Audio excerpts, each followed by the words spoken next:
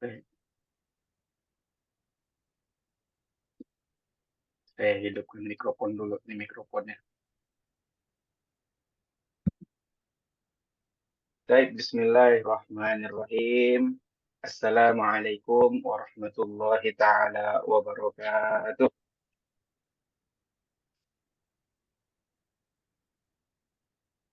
Suara saya bisa didengar oleh Bapak Ibu semuanya? Bisa? Lagi ini di Bisa mute semua dengar. berarti kami. Oke, baik. Alhamdulillahirabbil alamin.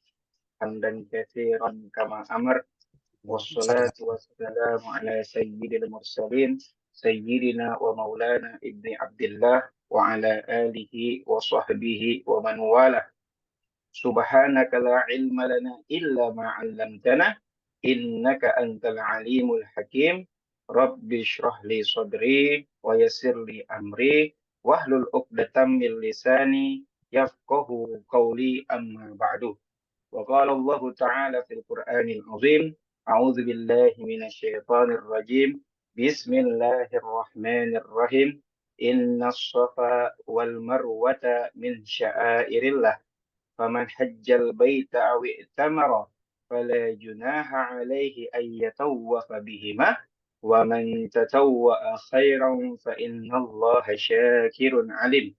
Terus di ayat selanjutnya Allah juga mengatakan wa atimmul hajja wal umrata lillah.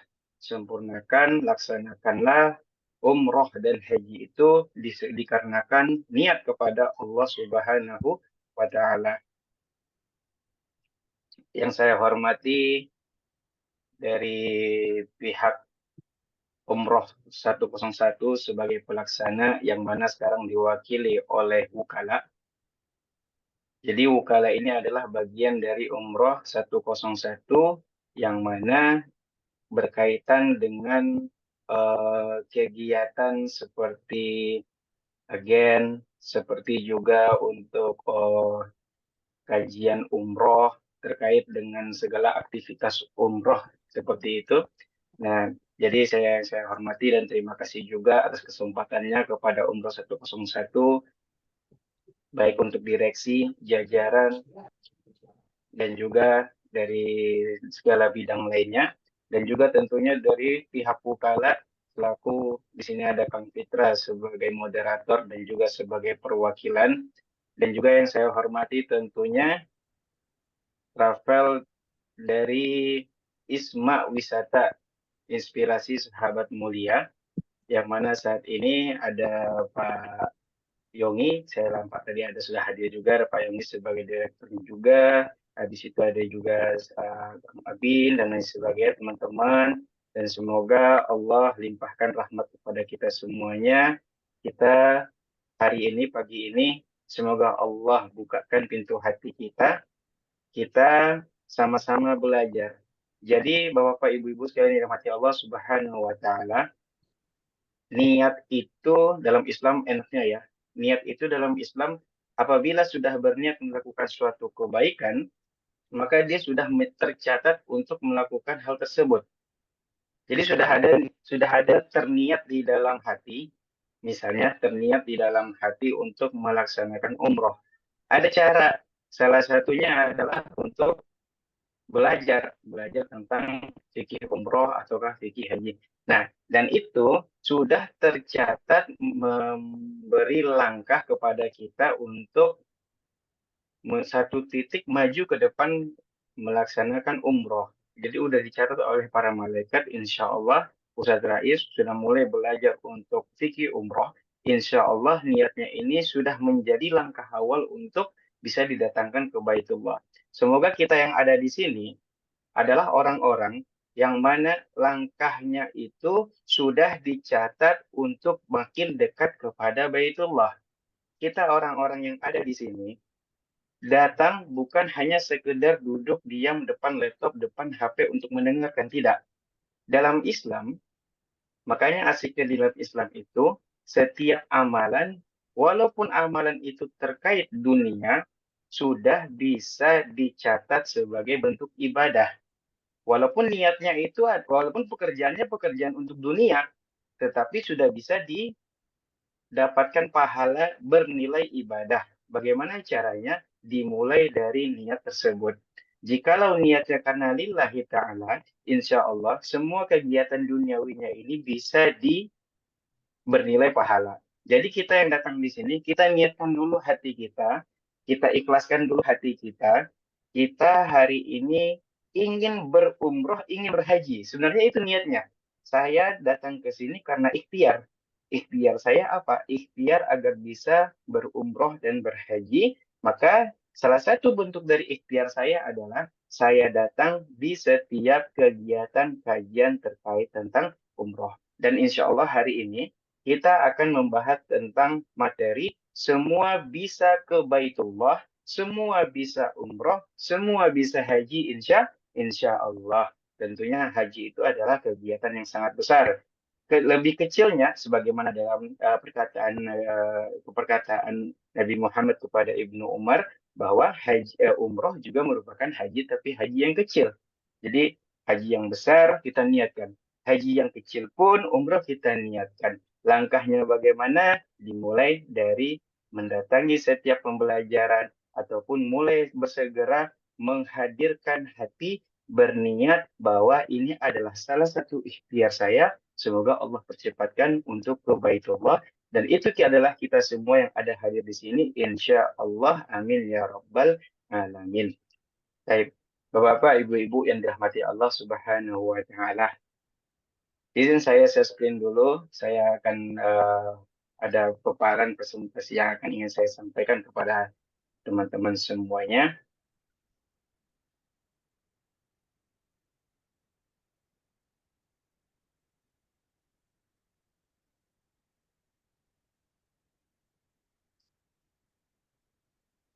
Apakah sudah bisa dilihat? Sudah terlihat yang saya kirimkan, saya screen? Terlihat. Sudah. Bisa. Baik. Ya, jadi materi kita untuk pagi hari ini pagi yang sangat berbahagia, niat hati yang ikhlas dikarenakan oleh Allah Subhanahu wa Ta'ala. Semoga dari apa yang tadi saya sudah sampaikan itu menjadi penyemangat di awal dulu, di awal ini, bahwa kita sebenarnya adalah berniat untuk umroh, berniat untuk haji, berniat untuk bisa cepat-cepat menuju ke Ka'bah. Ala haziniyah, walikulli niyatin sholihah, al-fatihah. أعوذ بالله من الشيطان الرجيم بسم الله الرحمن الرحيم الحمد لله رب العالمين الرحمن الرحيم مالك يوم الدين إياك نعبد وإياك نستعين اهدنا الصراط المستقيم صراط الذين أنعمت عليهم غير المغضوب عليهم ولا الضالين آمين. Dengan Ummul Fatihah, Al-Fatihah itu disebut dengan Ummul Quran sebagai induknya Al-Quran. Semoga wasilah kita dengan bacakan Al-Fatihah ini, bacakan Al-Quran dari kalam Allah, Allah angkat niat kita ini menjadi suatu hal yang kita dambakan, yaitu bisa ke Baitullah. Amin ya Rabbal Alamin. Baik. Ini adalah tema kita hari ini, semua bisa ke Baitullah. Awalnya memang semua bisa umroh ataupun bisa haji. Tapi itu adalah tujuannya adalah ke Baitullah. Jadi semua bisa umroh, semua bisa haji, semua bisa ke Baitullah. Tagline-nya adalah umroh dan haji bukan untuk orang kaya, tapi yang berupaya. Ya, baik, akan kita bahas bersama-sama insya Allah. Bismillahirrahmanirrahim. Saya mulai dulu mungkin pembahasan kita ini. Ini silakan Bapak-Bapak, Ibu-Ibu kalau mau misalnya menjawab ataupun terserah. Tapi kita mulai dulu dengan pembahasan, benarkah umroh dan haji itu panggilan dari Allah Subhanahu wa Ta'ala? Benarkah umroh dan haji itu panggilan dari Allah Subhanahu wa Ta'ala? Ada pertanyaan juga lagi. Apakah benar kita yang belum berumroh atau haji dan belum ke Baitullah ini adalah orang-orang yang belum dipanggil oleh Allah Subhanahu wa Ta'ala? Nah, jadi apakah benar umroh dan haji itu panggilan dari Allah Subhanahu wa Ta'ala? Diskusi ini ingin saya awali dulu dengan sebuah cerita. Ini sebenarnya cerita antara saya dan ayah saya. Ini cerita tentang antara saya dan ayah saya terkait dengan diskusi beliau bersama dengan teman-temannya. Jadi ayah saya ini memang suka berkumpul dengan teman-temannya, dan ketika itu salah satu dari teman beliau adalah seseorang yang sangat, ya bisa dikatakan berkecukupan. Beliau sering ke luar negeri, bahkan pergi dia kemana-mana, baik ke Korea atau kemanapun, ke Amerika juga. Intinya beliau selalu berkeluar. Dan ketika sedang berkumpul tersebut, bertanyalah salah satu teman kepada temannya tersebut, kepada teman saya. Dia bertanya seperti ini, mohon maaf nih Pak, kata beliau. Saya kan sering melihat Bapak pergi ke luar negeri, ke sana kemari, misalnya gitu. Terus beliau nanya juga, maaf nih Pak, saya sampai sekarang belum melihat nih Pak, ada nama Bapak sudah berumroh atau haji ya, gitu. Karena kan Bapak juga belum dipanggil Pak Haji, walaupun orang sekitarnya manggilnya Pak Haji nih, manggilnya Pak Haji juga, karena mungkin karena udah terbiasa dengan panggilan Pak Haji tersebut bagi orang tua kalau di tempat saya. Nah, jadi dijawablah sama teman ayah saya ini, dan itu menjadi pertanyaan ke saya akhirnya. Beliau menjawab, eh, Pak, maaf, umroh dan haji itu panggilan bukan sih? Ditanya seperti itu ke temannya. Terus kata teman ayah saya, jawabannya adalah, iya betul, adalah panggilan. Terus beliau bilang lagi, gini Pak, sekeras apapun, mau dipaksa sebagaimanapun, jikalau belum dipanggil, maka tidak akan bisa berangkat. Nampaknya saya ini belum dipanggil sama Allah Subhanahu wa Ta'ala. Jadi, ada sebuah diksi yang sering kita dengar di masyarakat mengatakan bahwa umroh dan haji itu adalah panggilan, dan jikalau belum dipanggil, maka dia tidak akan bisa pergi. Nah, akhirnya ini pertanyaannya menjadi diskusi antara saya dan orang tua saya. Nah,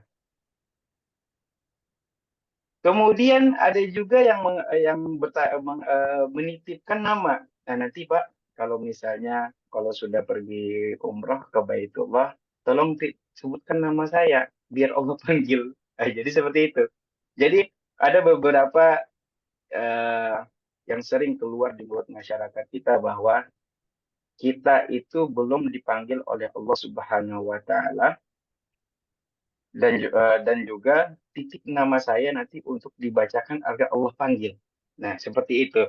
Nah, jadi pertanyaannya, apakah umroh dan haji itu beneran panggilan? Dan apabila kita belum dipanggil, maka kita belum pergi umroh, kita belum ke rumahnya. Seperti itu. Kita belum diundang, bahasanya seperti itu. Karena kan memang rumah Allah, Baitullah, Ka'bah, tuan rumahnya adalah Allah.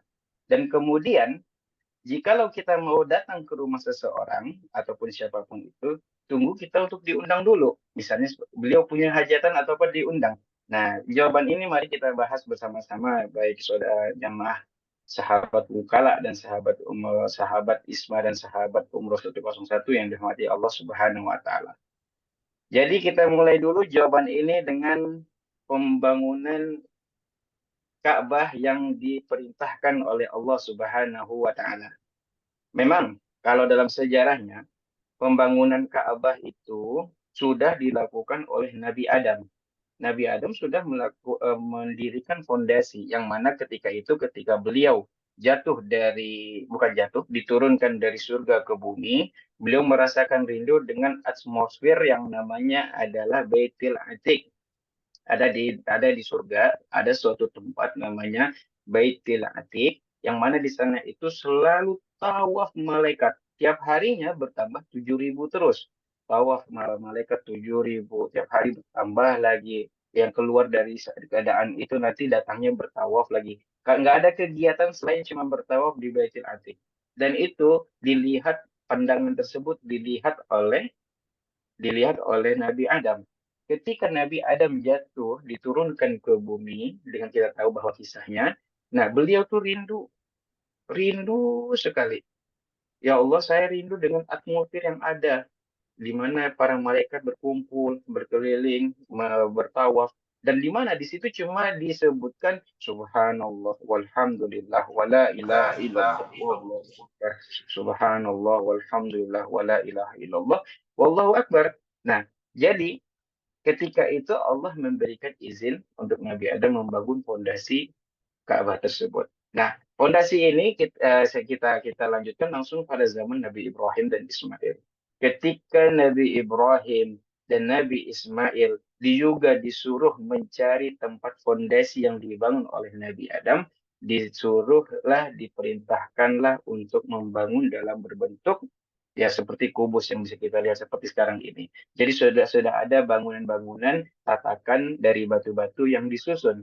Nah, ayat itu ada di surat Al-Baqarah ayat 127 yang mana Allah katakan wa isyarfa'u Ibrahimul qawa'ida minal baiti wa Ismail Rabbana taqabbal minna innaka antas samiul alim. Nah, jadi ketika Nabi Ibrahim dan Ismail telah membangun Ka'bah sebagaimana yang diperintahkan oleh Allah Subhanahu wa taala, mereka berdoa, "Ya Allah, terimalah daripada kami amalan kami membangun suatu tempat ini, membangun rumah ini. Sesungguhnya Engkau lah yang Maha mendengar dan juga Maha mengetahui." Tentunya setiap apa yang diperintahkan Allah itu memiliki keutamaannya juga. Dan kemudian kita lanjutkan ayatnya. Setelah Nabi Ibrahim dan Ismail diperintahkan, turunlah kembali wahyu kepada Nabi Muhammad SAW yang menceritakan bahwa selepas dari perintah Nabi Ibrahim dan Ismail mendirikan Ka'bah, dilanjutkan dengan menyeru kepada manusia. Nah, kemudian perintah itu berubah di dalam surat Al-Hajj 23. Nabi Ibrahim alaihi salatu wasalam diperintahkan oleh Allah untuk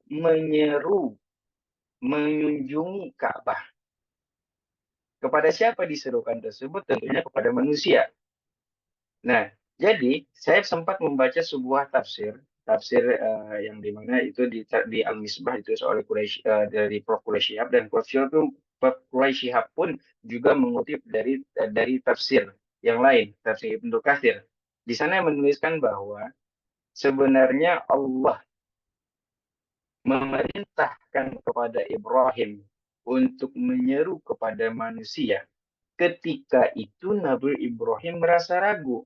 Bagaimana mungkin ya Allah seruanku ini bisa tersampaikan kepada seluruh manusia.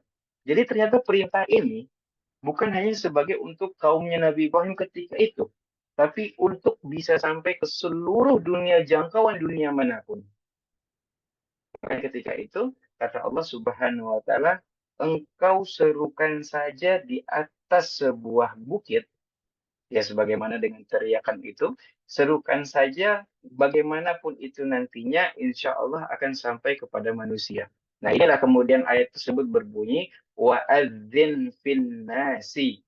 Wahai Ibrahim, azin itu sama dengan kata azan. Dan ternyata perilaku azan kita selama ini pun sudah mengikuti gayanya Nabi Ibrahim alaihi wassalam. Wa'adzin. Nabi Ibrahim berlari mendaki suatu bukit, kemudian menyeru di sana. Ada juga yang mengatakan, ahli tafsir mengatakan, azin di situ juga sama seperti yang dilakukan oleh kita berazan ketika saat ini. Artinya Nabi Ibrahim itu berazan mengagungkan nama Allah. Tapi tentunya itu tidak terlalu kuat dari tafsirannya. Karena memang hayya ala sholahnya di sana bukan ya sholat tetap, tetapi mungkin belum memiliki syariat seperti Rasulullah Shallallahu Alaihi Wasallam. Tetapi di ayat ini tertulis bahwa wa'adzin fin nasi fil hajj. Wahai Ibrahim, engkau telah membangun Ka'bah sebagaimana aku perintahkan bersama anakmu Ismail, maka serulah manusia untuk mengunjunginya, untuk berhaji. Dan kita tahu umroh merupakan haji kecil. Jadi diperintahkan langsung, yaitu karijalan ala kulli dhamirin. Niscaya jikalau mereka tahu tentang keutamaan dari umroh, keutamaan dari mengunjungi Ka'bah, keutamaan dari berhaji, mereka akan datang kepadamu dengan berjalan kaki, dengan menaiki unta yang walaupun itu untanya telah kurus, artinya apa? Walaupun terseok-seok pun dari seluruh penjuru yang jauh pun mereka pasti akan datang Ka'bah atau akan berdatangan untuk haji dan umroh. Nah, jadi kalau kita lihat sebenarnya ada perkataan dari Ibnu Abbas, hadis Ibnu Abbas, dan para sejarawan juga banyak yang menyimpulkan bahwa jarak antara Nabi Ibrahim, jadi antara Nabi Adam dengan Rasulullah SAW itu sekitar 7.000 tahun. Nabi Ibrahim, Nabi Adam dengan Nabi Muhammad SAW itu sekitar 7.000 tahun. Ini ahli sejarawan yang mengatakan. Dan kemudian Nabi Ibrahim itu ada di sekitaran 5.000 sampai 5.500 tahun yang lalu. Artinya sudah seruan ini sudah lama disurintahkan kepada kita. Sudah lama dipanggil oleh Allah Subhanahu wa taala. Jadi keliru misalnya kita mengatakan bahwa aku belum dipanggil oleh Allah, itu keliru. Karena Allah sendiri sudah memanggil ke rumahnya. Allah sudah mengundangnya. Jadi tidak harus tidak jadi kalau misalnya ada tagline manapun yang sering kita lihat ya, eh, umroh itu bukan untuk orang kaya tapi adalah orang yang dipanggil. Nah, itu salah. Karena Allah sendiri sudah memanggil untuk seluruh manusia. Dia sudah memanggil. Undangannya sudah ada. Ajakan ke sininya udah ada. Cuma, nah sekarang jawab pertanyaannya adalah bagaimana sikap dan respon kita terhadap panggilan tersebut. Jadi udah clear di permasalahan pertama. Saya belum dipanggil nih Pak Ustadz. Belum dipanggil gimana? Dalam ayatnya sudah jelas bahwa Allah sudah memanggil dari awal. Bahkan tegak berdirinya bangunan Ka'bah berbentuk kubus yang didirikan oleh Nabi Ibrahim, itu sudah dipanggil langsung. Wahai para manusia, saya sudah perintahkan Ibrahim dan Ismail mendirikan tempat yang mana engkau harus mengunjunginya. Wa'adzin.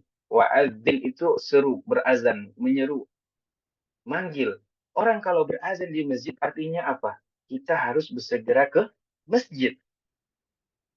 Kalau sudah azan dan azannya ini dari Nabi lagi, bukan dari marbot masjid, bukan dari Nabi. Dan perintah dari Allah Subhanahu wa taala langsung. Maka apa? Maka bersegeralah kita untuk melaksanakannya. Nah, jadi panggilannya ini kita sudah mendapatkan, sudah diberitahukan oleh Allah Subhanahu wa taala. Nah, pertanyaannya adalah bagaimana respon dan sikap kita kepada panggilan tersebut? Apakah ya karena macam-macam respon ini. Ada yang nantinya dia itu cuek, cuek ini macam-macam. Ya cueknya karena tidak mau datang, ya bisa jadi, wallahu alam. Bisa jadi nanti bisa datang, cuma mungkin tidak mampu dan lain sebagainya. Jadi ini responnya ini macam-macam. Tapi yang jelas bahwa seharusnya sebagai seorang Muslim sadar di antara kewajiban kita sebagai umat Muslim yaitu bunyal Islami ala khamsin. Islam itu didirikan atas 5 pondasi. Ini pondasi. Rumah nggak ada pondasi jatuh nanti. Pondasinya itu ada asyhadu alla ilaha illallah wa asyhadu anna muhammadar rasulullah wa iqamatis sholah dirikan sholat wa itaiz zakat mendirikan zakat wa sauma ramadan berpuasa wal haji man istata'a ilaihi sabila mengunjungi bait Allah itu bagi mereka yang dalam kurung berusaha untuk mampu. Nah, jadi jangan kadang-kadang kita merasa bahwa 4 ini saja sudah cukup. 5 ini kelupakan terus. Padahal ini juga fondasinya. Padahal ini juga menjadi suatu perintah dari Allah Subhanahu wa taala untuk kita yang mana ini tidak boleh tertinggalkan. Sayangnya terkadang mungkin pola pikir kita yang mengatakan bahwa kita harus mampu dulu, kita harus punya kesiapan dulu dan lain sebagainya. Atau malahan nanti aja dulu, sekarang harus harus ngerjain ini, harus ngerjain ini. Nah, jadi padahal ini adalah salah satu fondasi yang terpenting dalam membangun rumah bernama Islam itu sendiri. Baik, kita lanjutkan. Kemudian, pada pertanyaannya juga, apakah harus mampu dulu? Karena kan kita sering mendengar bahwa salah satu manistata'a ilaihi sabila, ada kata istita'ah di sana itu diartikan dengan mampu. Bahkan saya juga sengaja menuliskan di sini adalah walillahi 'alan nasi hijjul baiti man istata'a ilaihi sabila, dan di antara kewajiban manusia terhadap Allah ada melaksanakan haji ke Baitullah, melaksanakan umroh ke Baitullah sebagai haji kecilnya bagi orang-orang yang mampu mengadakan perjalanan ke sana. Tidak dapat kita pungkiri bahwa melakukan umroh atau haji itu adalah kegiatan fisik. Kita tidak dapat memungkirinya. Itu adalah kegiatan fisik yang mana kita harus punya kesiapan dari mental, kita punya kesiapan dari jasmani, kita harus punya kesiapan dari rohani kita harus punya kesiapan dari finansial dan lain sebagainya. Itu memang tidak dapat dipungkiri. Bahkan syarat haji itu sendiri adalah satu Islam, dua balik, tiga berakal. Balik itu dia sudah cukup umurnya, berarti anak kecil itu dia bisa. Nah, kemudian dia berakal dan merdeka. Dan yang terakhir adalah istitoah. Tetapi sering sekali istitoah diartikan semata mampu. Sering sekali istitoah itu diartikan adalah mampu. Memang istitoah memang artinya mampu. Tapi di sini saya ingin mengambil sedikit, saya ingin mengajak Bapak Ibu sekalian rahmati Allah Subhanahu wa taala. Mari kita lihat dari pembahasan bahasa dulu, secara bahasa Arab. Nah, jadi kata istitoah ini sangatlah unik. Man istata'a ilaihi sabila. Istitoah ini tidaklah sama dengan qadir. Istitoah itu tidak sama dengan qadir. Mohon maaf ini sebentar kameranya ada sedikit mati, tergoyang kayaknya. Nah, jadi istitoah itu tidak sama dengan qadir, yang mana kalau dalam bahasa Arab, qadir itu memang artinya adalah mampu. Mampu, sanggup, kuasa. Sedangkan kalau istitoah, selain dari artinya adalah mampu, dia artinya itu adalah taat. Diambil dari kata taat. Jadi asal kata istitoah itu adalah to'ah. Tambahan kata ista di depannya berarti berusaha untuk mampu. Ini saya garis bawahi lagi, silakan dilihat di sini ya. Rahasia Allah menggunakan kata istitoah, karena kata istitoah itu berarti mampu, kuat, dan taat. Asal kata dari istitoah adalah to'ah. Kemudian ditambah dengan kata ista yang di depan berarti berusaha untuk mampu. Makanya kalau bapak-bapak, ibu-ibu sekalian dirahmati Allah Subhanahu wa taala, saya coba kasih challenge sedikit. Cobalah lihat di Asmaul Husna. Asmaul Husna, nama-nama 99 nama-nama Allah. Tidak akan di sana ketemu yang namanya mustati'. Allah itu maha mustati' itu enggak ada. Tapi adanya di nomor 70, Allahu muqtadir wal qadiru wal muqtadiru. Wal muqtadir itu akar katanya adalah qadir, yang mana artinya adalah mampu, kuat, sanggup, kuasa. Ada perbedaannya. Perbedaannya apa? Kalau kata istitoah, mampu disertai dengan ketaatan. Saya ulangi lagi. Istitoah adalah kemampuan yang diiringi dengan ketaatan. Allah tidak membutuhkan ketaatan. Buat apa Allah taat? Justru yang taat itu adalah kita. Makanya kenapa Allah menuliskan di sana adalah man istata'a ilaihi sabila, bukan hanya sekedar mampu secara fisik finansial. Bahkan Allah tidak minta itu dulu malahan. Allah minta adalah ada kamu mengawali kegiatan ini dengan ketaatan. Ada niat kamu seperti mana kita belajar sekarang, sebagaimana yang di awal tadi saya sebutkan, ada kamu dalam diri hati ingin berniat untuk melakukan umroh sehingga belajar. Ada dalam benak hati kita, ketika saya ingin bercepat-cepat untuk Baitullah, maka saya kuatkan kembali iman saya kokohkan lagi takwa saya, dan lain sebagainya. Nah, jadi kata istitoah di dalam ayat tadi, walillahi 'alan nasi hijjul baiti. Di antara kewajiban manusia terhadap Allah adalah melaksanakan haji, mengunjungi Baitullah. Man istata'a ilaihi sabila bukan diartikan dengan bagi orang-orang yang mampu saja, tapi adalah orang-orang yang berusaha untuk mampu. Artinya adalah istitoah ini tidak sama dengan qadir, yang mana Allah itu Maha Qadir, Al-Muqtadir, nomor 77 dalam Asmaul Husna. Allah yang Maha berkuasa, mampu, tidak perlu ketaatan.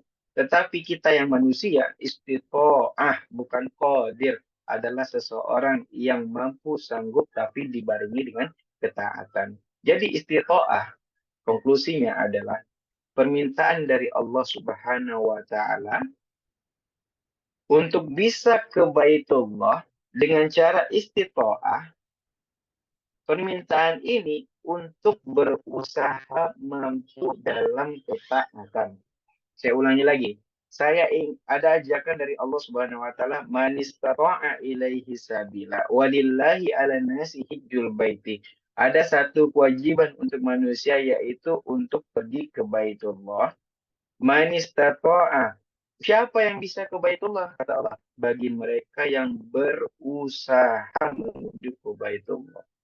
Bukan berarti mampu. Bukan berarti kita karena sudah punya uang sekarang, maka saya bisa umroh. Oh, ternyata tidak seperti itu. Faktanya, ini sering kita temukan bahkan di sekeliling kita. Faktanya banyak orang yang kaya raya, banyak orang yang diberikan oleh Allah kelapangan harta, dan juga kita lihat dari kacamata kita bahwa seharusnya dia itu sanggup untuk bisa ke Baitullah. Tapi malah dia itu mendahulukan untuk ke negeri yang lain, bukan ke negeri yang ini, bukan ke Baitullah.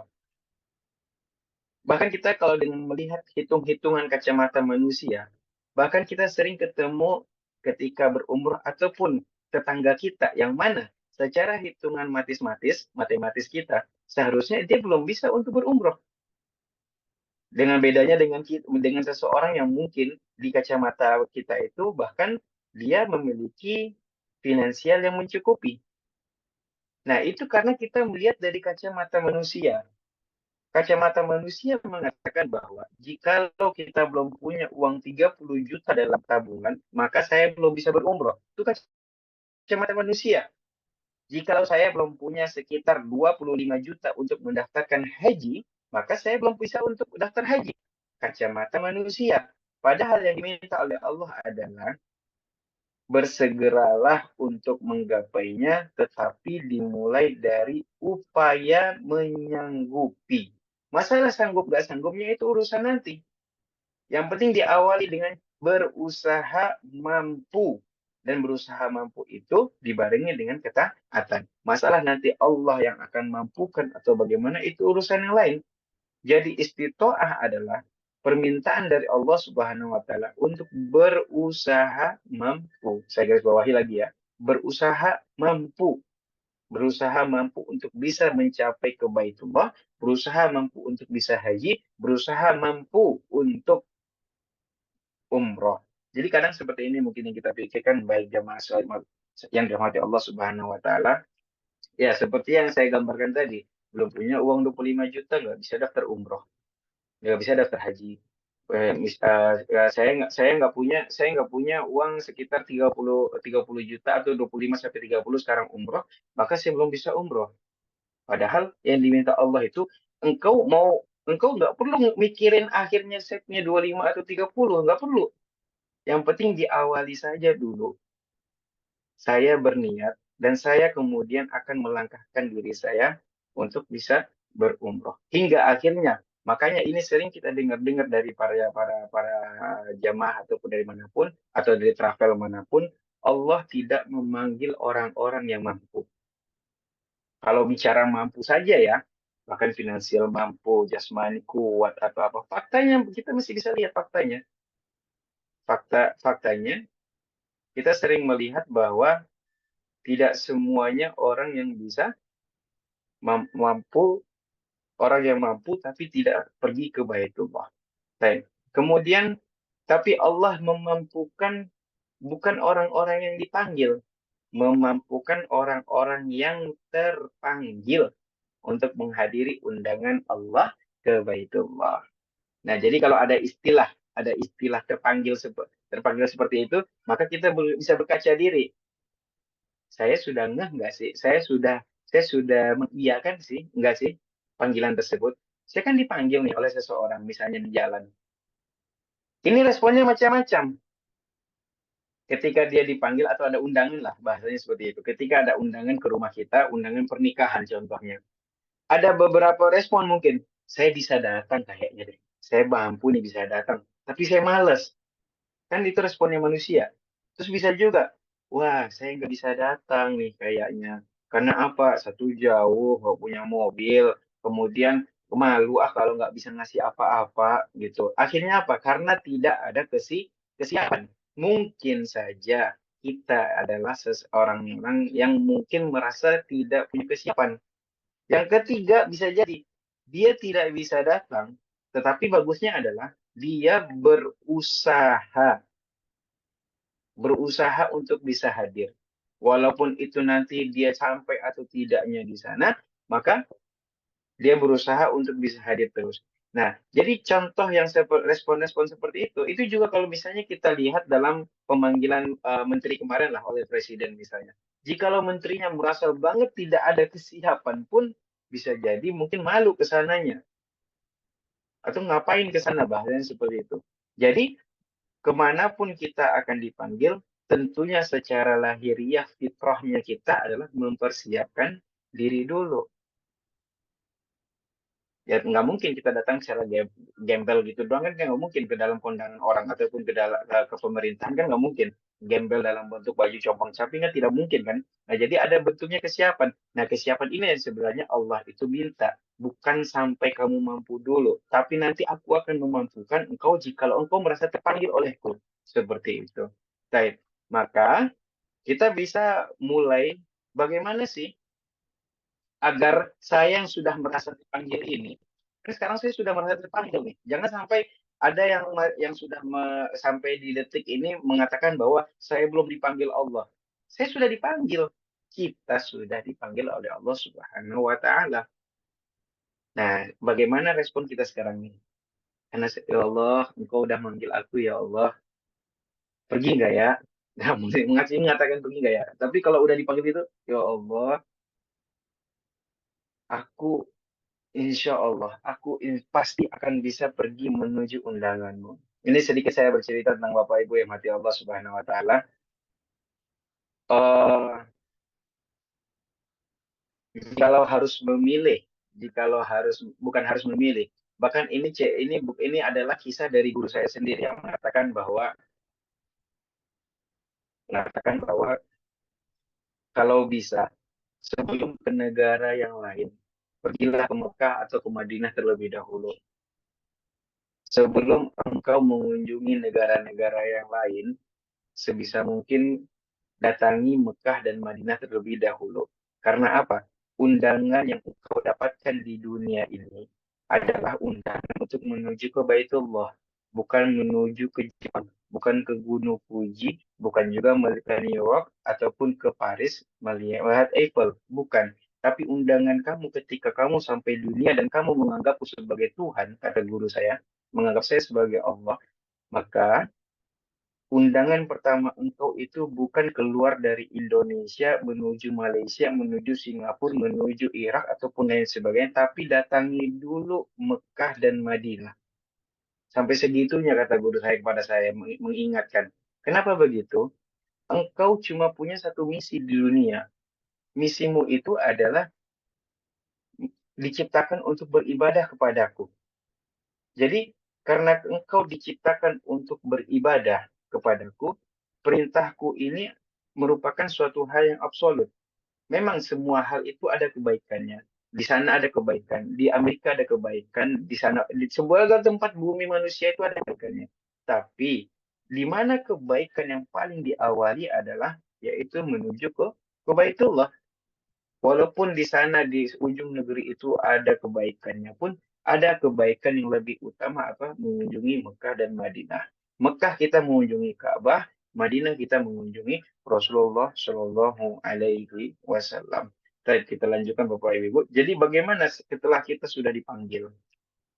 Kita sudah merasa bahwa oh iya saya ini harus mengupayakan lebih dulu untuk Allah Subhanahu wa taala, untuk ke Mekah. Maka upaya yang pertama adalah tentunya berusaha, berikhtiar, berusaha itu adalah satu kata, dan menyegerakan. Jadi kalau misalnya ada yang mendengarkan hari ini, kita sudah tahu, kita sudah dipanggil. Apa langkah selanjutnya, Ustadz? Segeralah untuk berusaha mengawali bagaimana cara agar bisa ke sana. Jadi, kalau misalnya jamaah semua yang mati Allah Subhanahu wa taala mengatakan bahwa Ustadz, saya belum punya 25 juta untuk umroh. Ya mulai dari menabung.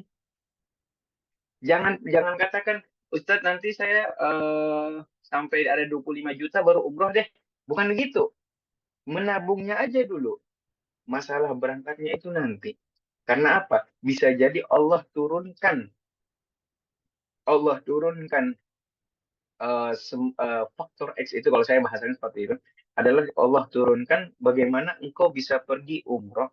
Kadang-kadang dengan 25 juta yang kau kumpulkan itu tidak tergunakan malah. Bisa seperti itu. Nah, tapi apa? Langkah utama kita itu yang dipandang oleh Allah Subhanahu wa taala. Jangan menganggap remeh bahwa ketika saya mampu dulu, bukan menganggap remeh itu. Maksudnya jangan menganggap remeh bahwa awal kegiatan yang saya ingin lakukan itu remeh-temeh, seperti mulai menabung kecil-kecilan dulu. Enggak, padahal itu yang dilihat. Kalau bisa dari sekarang kita buat paspor dulu. Kalau bisa dari sekarang kita mulai belajar tentang fikih haji dan umrah terlebih dahulu. Hingga apa? Nanti Allah meresponnya. Awalnya kan kita dipanggil, terus kita merespon Allah. Kita sambut kita yang merespon kepada Allah. Kita sambut panggilan itu dengan bagaimana? Dengan ikhtiar kita agar bisa mendekatinya. Ketika kita mulai berikhtiar mendekatinya, Allah yang kemudian merespon kita. Masya Allah ya. Ketika kita dipanggil oleh Allah, kita meresponnya. Kita nampakkan bagaimana kita ingin menghadirkan diri terhadap panggilan Allah tersebut, akhirnya Allah yang merespon kita. Bisa jadi respon Allah ini sesuatu yang tidak terduga. Nah, kalau dalam hadis qudsi kan memang kita pernah mendengar kata di hadis qudsi tersebut adalah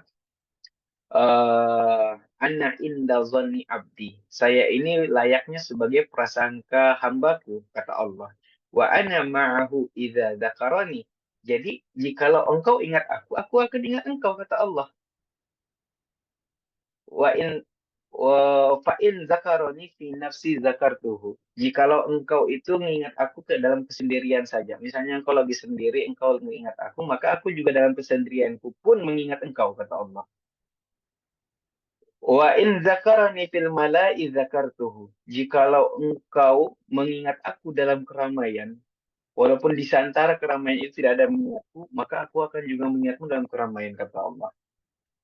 Kemudian dilanjutkan, oh, wa in taqarraba ilayya bisyai'in taqarrabtu ilaihi dzira'an. Nah, ini gitu. Apabila engkau mendekatkan dirimu kepadaku sejengkal, kata Rasulullah, kata Allah Subhanahu wa taala, aku akan mendekat kepadamu sehasta. Jadi kalau misalnya kita mulai mendekat ke Allah Subhanahu wa taala, maka Allah akan mendekat kita sehasta juga. Wa in takarrabta ilayya zira'an takarrabtu ilaihi ba'an. Jikalau engkau mendekati dengan ya tadi udah sehasta dan sejengkal kata Allah Subhanahu wa taala sejengkal, maka aku akan datangimu dengan berjalan kata Allah. Wa in dan yang paling terakhir wa in atani yamshi ataituhu harwalatan. Jikalau engkau mendatangiku dalam keadaan berjalan, maka aku akan mendatangimu dalam keadaan berlari. Itu yang dimaksudkan dengan ikhtiar dan bersegera itu. Artinya, itu juga dimasukkan dengan respon. Bagaimana Allah kemudian tertarik karena kita sendiri merespon panggilan Allah. Jikalau disuruh sholat, maka kita datang di sholat tersebut. Allah langsung respon, wah ini dia hambaku mengarah kepada sholat. Karena azan sudah dikumandangkan. oh ini hambaku ketika walaupun sejauh apapun panggilan itu ke negeri Mekah, maka dia akan tetap berusaha. Karena Bapak Ibu yang mati Allah Subhanahu wa taala, kita tahu bahwa jarak Mekah Madinah itu kan nggak bisa dipindahkan. Nggak mungkin bisa mindahin Mekah Madinah menuju ke kita kan nggak mungkin ya. Nggak mungkin. Gitu apa? Makanya kita yang harus berusaha untuk ke sana. Tetapi ini perlu kita ingat bahwa bersegera. Karena jikalau ada niat baik yang tidak disegerakan, maka sela-sela tersebut akan dimasuki oleh setan yang guna menghasut kepada kita. Jikalau ada niat baik, maka segerakan. Karena takutnya, jikalau kita tunda, ada di sana sela yang dimasuki oleh setan dan menggoda kita. Maka bisa jadi nanti mungkin dia itu tak sakit lah, atau misalnya tiba-tiba nih keuangannya itu harus dipakai sesuatu yang lain kah, beli yang lain. Jikalau sudah ada, saya ada niat ini untuk apa? Berhaji malahan. Sudah, kumpulkan saja misalnya uang untuk haji dimulai sedikit demi sedikit. Saya ingin daftar umroh, Ustaz. Daftar umroh, ada berapa uangnya misalnya? Ya udah, coba carikan program yang di travel tersebut yang mungkin bisa memegang uang uang uang kita. Oh, nabungnya di travel tersebut hingga nanti kan ada juga yang seperti itu. Nah, kalau saya belum ada uang sedikit pun Ustaz, tapi saya berniatnya kuat banget Ustaz untuk umroh. Dimulailah dari belajar dulu, belajar tentang fikih haji umroh. Bahkan ini adalah yang satu-satunya ikhtiar yang tidak harus mengeluarkan uang, yaitu adalah belajar fikih haji dan umroh dulu. Saya sudah punya uang Ustadz, tapi bukan buat nabung. Ya buat apa? Ya buat paspor dulu. Disitulah nanti Allah melihat, Allah memanggil respon bentuk dari keikhtiar kita direspon oleh Allah Subhanahu wa taala. Saya ingin sedikit bercerita Bapak Ibu yang mati Allah Subhanahu wa taala tentang awal pertama kali saya umroh. Jadi memang seperti diketahui saya ini memang salah satu pembimbing umroh baik dari Isma Travel dan ada juga sebelumnya di travel yang lain bernama Arima ketika itu. Jadi saya setelah menikah dengan istri, tentunya dengan istri saya sebelum punya anak, dan ketika habis menikah itu saya katakan kepadanya, saya ada cita-cita sebenarnya. Cita-cita yang mana saya ingin bawa orang tua saya, bawa kamu, dan diri saya sendiri, yang mana saya belum pernah umroh. Jadi memang seperti yang diketahui, saya memang tamatan dari Mesir, tapi ketika itu saya belum sempat untuk pergi berumroh. Karena memang jujur, ketika di Mesir kemarin, saya itu eh, apa masih niatnya adalah belajar doang gitu, belum ada terniat untuk umroh. Tapi setelah saya pulang ke Indonesia, ya Allah gersang rasanya. Kenapa saya punya kesempatan yang daratnya lebih dekat itu tidak saya laksanakan? Akhirnya apa? Saya berusaha kembali untuk menanamkan hati tahun ini saya harus berumroh. Jadi alhamdulillah di tahun 2022 itu sangat banyak berkah yang saya terima. Saya lulus S2-nya ketika di tahun itu juga, saya menikah di tahun itu juga, dan saya berumroh juga di tahun itu juga. Jadi tiga kebahagiaan yang saya sangat syukuri ketika itu, dan umroh saya itu gratis. Saya tanya sama istri ketika di Januari, saya masih ingat setelah saya melamar dan saya kemudian cerita-cerita tentang keinginan saya. Kemudian ketika menikah saya katakan, yang kalau misalnya kita bagusnya bagaimana ya, biar saya ini bisa umroh, tetapi kan saya tahu nih, kita tidak punya uang untuk itu. Jadi nihil, saya punya uang ketika itu selepas nikah ya udah untuk kebutuhan rumah tangga saya aja dulu ketika itu. Sehingga saya berpikir bagaimana yang ya agar aku tuh bisa berumroh ya. Saya coba bilang ke istri, yang kita jadi agen travel aja dulu yuk, nggak jadi agen travel, tapi gimana cara agen travel, ya kita coba sebarkan dulu segala hal terkait dengan materi-materi promosinya travel-travel, ya sebagaimana Wukala yang melakukan sekarang ini. Teman-teman Wukala kan melakukan hal itu juga, dan itu juga tentu pasti dicatat oleh Allah Subhanahu Wa Taala. Terus saya tanya lagi, kalau bukan seperti itu gimana lagi ya. Kemudian istri saya mengatakan, yo mungkin mungkin abang bisa nggak jadi pembimbing umroh. Ditanya seperti itu. Oh, itu mungkin bisa, sangat bisa. Karena kan saya sendiri juga belajar fikih, kata saya. Dan akhirnya Dalam pencarian saya beberapa waktu itu, bagaimana cara agar saya bisa berumroh gratis, saya coba mendekati diri ke travel. Itu salah satu ikhtiar saya. Saya mencoba mendekatkan diri, mencari cara agar saya itu bisa umroh. Dan memang waktu itu saya tidak memiliki dana banyak, tapi saya punya ilmunya, saya mencari agar Allah itu merespon saya dengan saya memiliki ilmu tersebut. Saya carilah beberapa travel untuk menawarkan diri, walaupun ada juga yang menolak atau sebagainya. Kemudian saya terangkan bahwa saya punya ilmu dan saya siap untuk mengajar. Dilihatlah bagaimana saya mengajarnya, bagaimana saya itu untuk menasiknya dan sebagainya. Alhamdulillah, saya merasa bahwa di sana kan karena di sana bukan disebabkan karena saya memiliki ilmunya, bukan, tetapi apa, saya mencoba berikhtiar berniat di hati terlebih dahulu, dan niat, sebaik-baiknya niat adalah yang disegerakan actionnya. Saya ulangi lagi, sebaik-baiknya niat adalah apabila amalnya itu disegerakan. Tidak perlu saya ulangi lagi bahwa nanti akan masuk takutnya celah-celah yang diisi oleh setan. Jadi sebaik-baiknya niat adalah amalnya disegerakan, dan ketika itu saya menyegerakannya walaupun saya tidak tahu apakah saya bisa berangkat atau tidak. Saya mencoba mencari cara. Kalau kita cuma bisa nabung ya. Kalau saya punya uang langsung sekarang langsung aja jalan. Karena memang umroh itu nanti itu sangatlah masya Allah. Dia akan memberikan ketenangan di hati kita, memudahkan juga rezeki kita. Jadi saya ingin menyampaikan bahwa sudah dipanggil oleh Allah, maka segeralah untuk action berusaha. Nanti Allah lah yang kita sudah merasa terpanggil. Begitu Bapak Ibu, nanti Allah Subhanahu Wa Taala. Jadi apa kalau ditanya, Ustaz, tadi kita sudah belajar tentang ya udah karena kita sudah dipanggil Allah, maka kita segerakan. Tipsnya yang pertama adalah menyegerakan dari niat kita tersebut, baik itu dari mungkinkah menabung. Allah tidak melihat bagaimana caranya, yang penting beliau bagaimana punya engkau nanti, tapi dilihat bagaimana engkau memulai dengan niat yang tulus tersebut. Kemudian sudah mulai membuat paspor, sudah mengunjungi travel-travel, bahkan kalau tidak bisa hal itu tersebut, cukup dengan belajar fikih umroh dan haji, itu Allah sudah menyambutnya. Nah, kemudian dengan keterbatasan kita tersebut, tentunya kita harus berusaha bukan hanya dengan cara kita saja, tapi kita juga harus menggunakan kekuatan langit. Kalau bahasa orang-orang seperti itu. Dengan keterbatasan kita tadi, Ustadz saya kan sulit ini Ustadz, saya tidak bisa. Ya ada yang kau bisakan. Apa itu? Belajar. Belajar emang butuh uang? Kan tidak.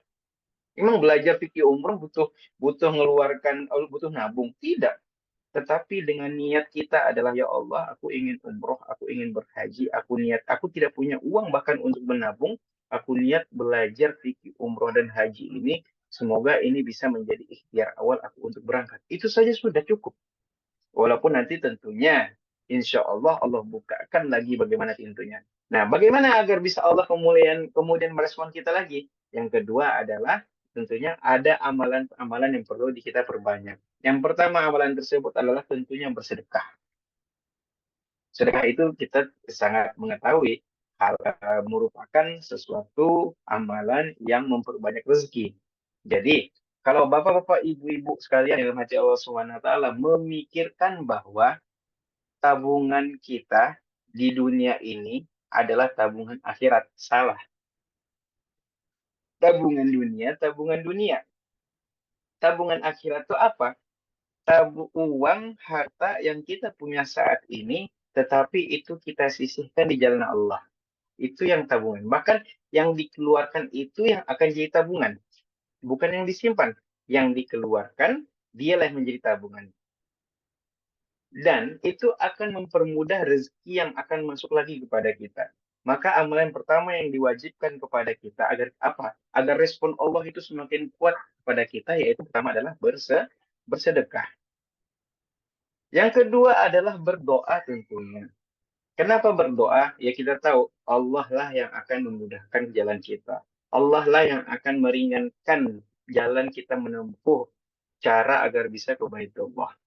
Setelah kita sudah berusaha dengan bersedekah, tentunya dengan berdoa, dan yang ketiga adalah bersolawat kepada Rasulullah Shallallahu Alaihi Wasallam. Kadang orang lupa, kadang orang ingat sedekah iya, doa iya, tapi solawat kok jarang.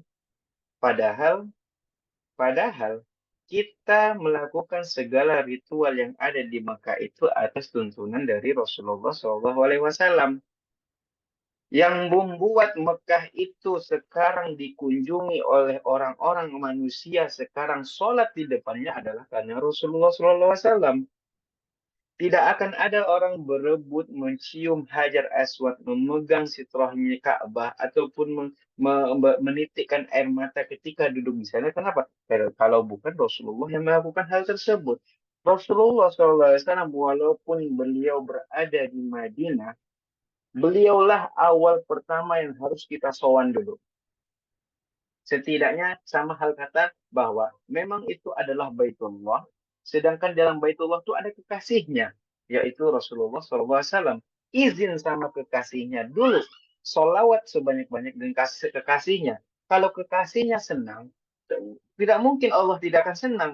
Kekasih kita senang saja, kita sudah senang. Itulah manusia kadang.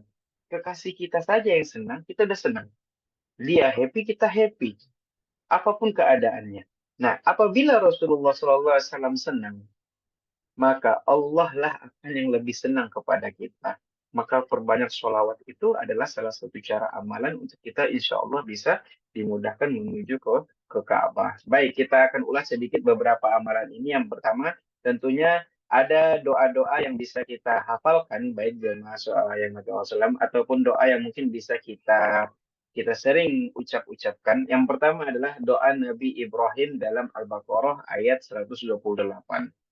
Rabbana waj'alna muslimaini laka wa min zurriyyatina ummatan muslimatan lak wa arina manasikana wa tub alaina. Jadi ada doa Nabi Ibrahim ketika itu mengatakan, jadikanlah kami orang-orang yang taat kepadamu ya Allah. Begitu pula anak keturunan kami, jadilah kami umat Islam dan ajarkanlah kami cara-cara beribadah haji kepadamu. Ajarkanlah kami cara-cara beribadah haji kepadamu. Yang pertama adalah doa Nabi Ibrahim alaihi wassalam. Rabbana waj'alna muslimaini laka min zurriyyatina ummatan muslimatan lak wa arina manasikana wa tub alaina innaka antat tawwabur rahim. Yang kedua adalah tentunya solawat kepada Rasulullah SAW. Ada solawat yang diajarkan. Ini solawat ini sebenarnya diajarkan oleh Syekh Ahmad Kusairi. Kalau misalnya Bapak Ibu-Ibu sekalian tahu dengan murotal, salah satu murotal yang enak sekali didengar itu adalah Syekh Ahmad Al-Husairi ini. Syekh Ahmad Al-Husairi di dalam kitab Al-Wasilah Al-Hariyah fi Sholawati ala Khairil Bariyah itu membuat menuliskan sholawat yang sangat indah dan mana itu untuk meminta kita cepat kepada menuju Baitullah dan menuju kepada Rasulullah SAW. Bunyinya adalah Allahumma sholli ala Sayyidina Muhammadin sholatan tuballighuna biha hajja Baitul Haram. Ya Allah, limpahkan rahmat atas junjungan kami Nabi Muhammad dengan berkah sholawat tersebut. Semoga kami bisa berkunjung ke rumahmu mulia. Waziratan habibika Muhammad alaihi afdhalus salawati wassalam. Dan mengunjungi siapa? Mengunjungi makam nabimu yang tercinta, kekasihmu yang tercinta, Nabiullah Muhammad sallallahu alaihi wasallam. Fi sihhatin wa afiyatin. Dengan keadaan sehat, selamat, wa bulughil marami ala alihi wa sahbihi wasallim. Dan juga serta diberkahi dan salam dari untuk keluarganya dan para sahabat-sahabatnya. Jadi yang pertama doa Nabi Ibrahim. Yang kedua adalah salawat kepada Rasulullah Shallallahu Alaihi Wasallam. Yang ketiga ada juga doa yang sering dipanjatkan oleh para ulama.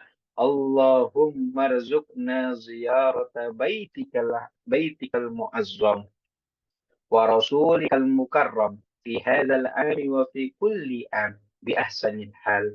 Ya Allah, beri aku rezeki untuk bisa dapat mengunjungi ke rumahmu yang agung dan Rasulmu yang mulia di tahun ini dan di setiap tahun dengan sebaik-baiknya kondisi. Ada juga doa yang selalu dipanjatkan oleh para ulama, Allahumma inni as'alukal afiyah fid dunya wal akhirah wal fauza bil jannah wan najata minan nar wa in turzikni hajjan wa umratan ila baitikal haram. Ya Allah, aku memohon kesehatan dan juga keselamatan di dunia, di akhirat, dan juga kesuksesan di dunia dan di akhirat. Kemenangan bisa nanti masuk surga, dijauhkan dari api neraka. Dan ya Allah, wa in turzikni hajjan wa umratan. Berikan aku rezeki untuk berhaji dan umrah ila baitikal haram, ke rumahmu yang suci. La tu'siru alayya fihi syai'un, yang mana itu ya Allah jangan jadikan kesulitan untuk diriku, wala yumna'u minni syai'un, dan juga jangan jadikan penghalang bagi diriku. Nah, ini silakan kalau misalnya mungkin Bapak Ibu dari HP kan mungkin bisa di screenshot ya, bisa di screenshot. Tadi sudah boleh kalau mau dilihat dari awal.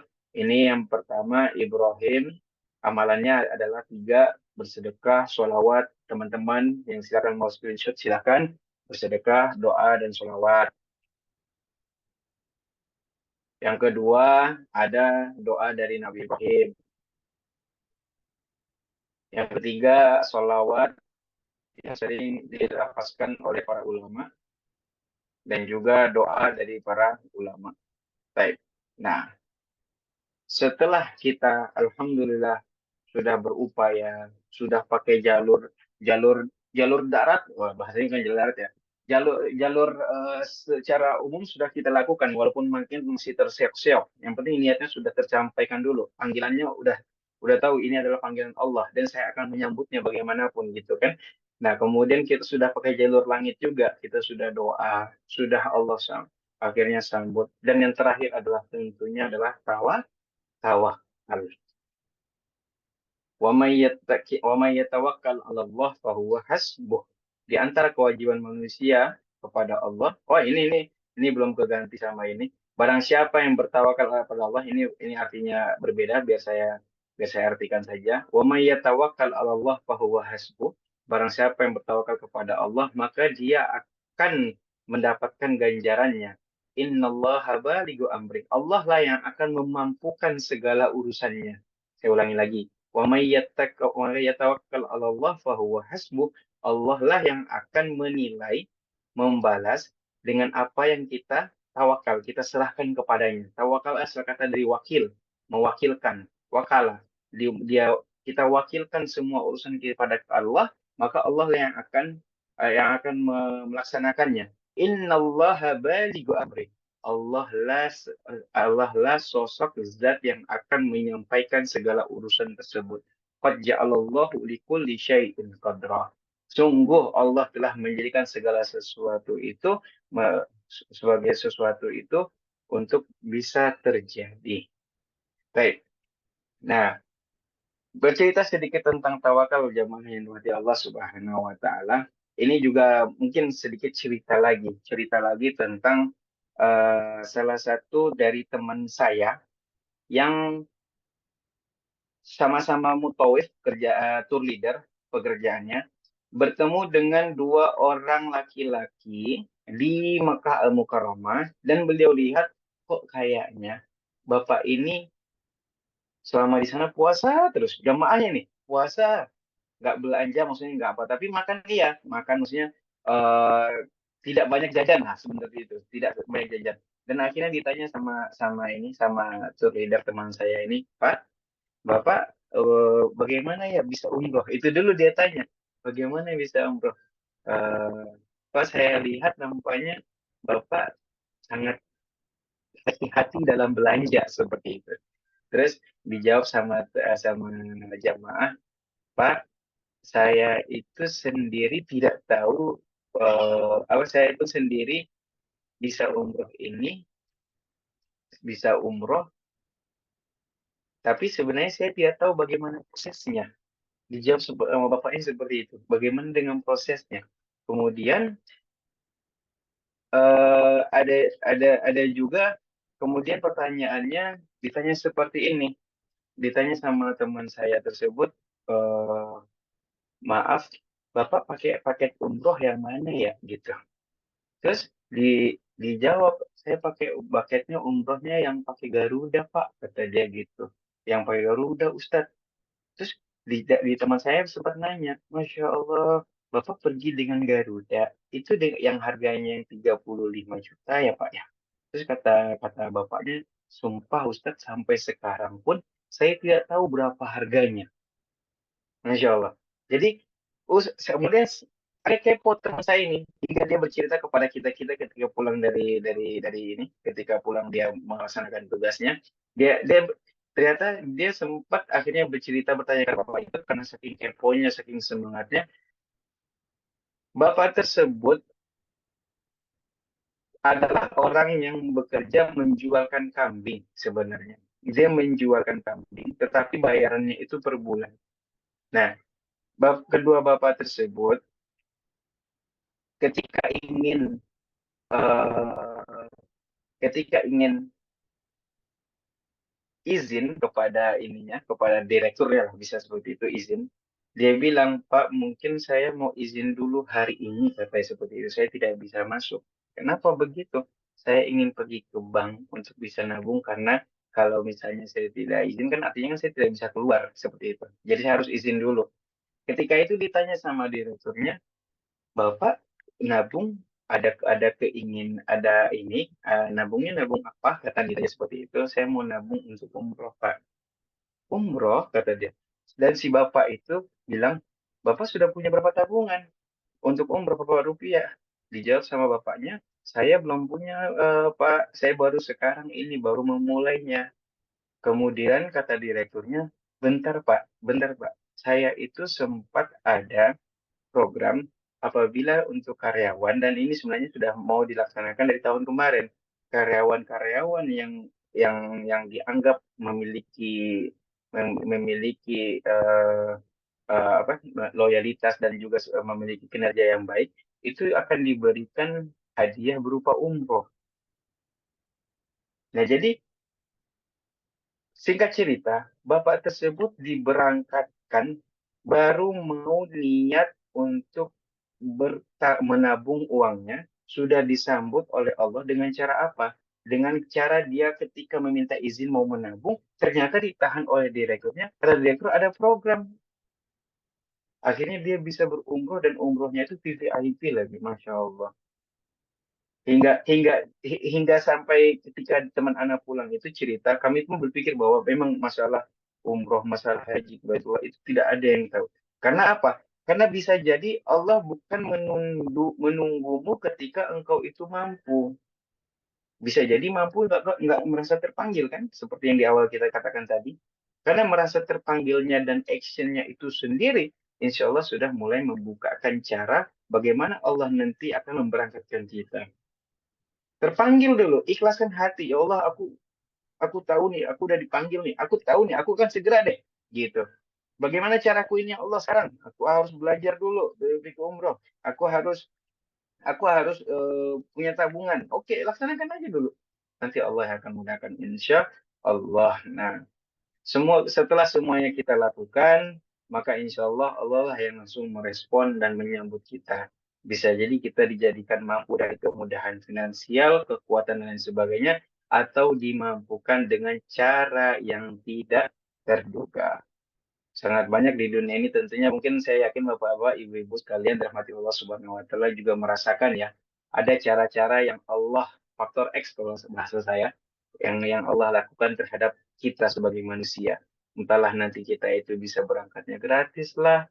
Tahu misalnya orang-orang yang teman-teman wukala di sini juga ada tentunya teman-teman wukala yang mau yang menjualkan paketnya orang tahu-tahu adalah dapat tidak sengaja dapat orang yang sekeluarga berdua belas dan sekitarnya udah beruntung dapat satu sendiri kan Masya Allah itu adalah cara-cara yang terduga tetapi Allah melihat dulu bagaimana proses kita kesadaran kita bukan karena kita belum dipanggil tapi kitalah yang merasa keterpanggilan kita sudah terpanggil oleh Allah SWT Ustadz istiqoah tadi kan adalah artinya siap adalah berusaha untuk siap walaupun di Kemenak menulis bahwa syarat untuk haji umroh adalah istitoah.